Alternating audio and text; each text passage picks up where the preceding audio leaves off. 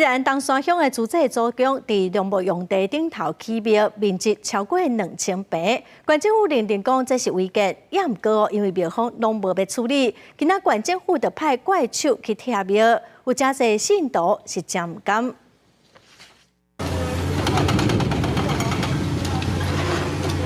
怪手一直施工拆除庙宇，这间拜保生大帝的宜兰东山乡主祭祖庙，因为庙方违法伫龙木用地兴建楼地板面积达到5700平方公尺的新庙，互县政府限期改善，并依照违反区域计划法，罚2届30万。庙方甲担无改善，县政府强制拆除。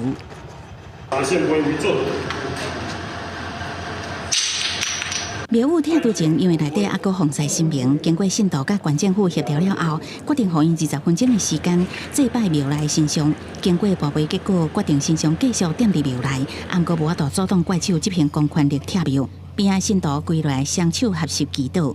所以讲你这要甲拆，还一个时间，阮来补一下照。即摆这个庙，即摆你讲要甲拆，这我感觉讲很不可思议，因为阮即摆已经上镜，应该给我们机会。 政府应该有辅导的机制。庙方认为，县政府应该给因机会辅导庙宇就地合法，这是地方的信仰中心，袂当讲拆就拆。并且在庙方的一个承诺跟切结的情况下，应该在1月底的时候，应该就要做自行拆除的动作。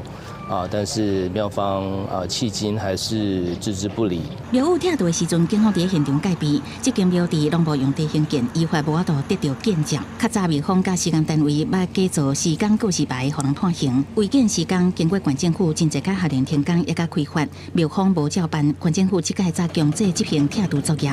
毋过因为县政府当年拆除违建的预算有限，当年干那119万，这间庙宇真大间，预算不足。县政府是讲，即届干那当拆。 甲无法度使用，未全部拆除。记者综合报道。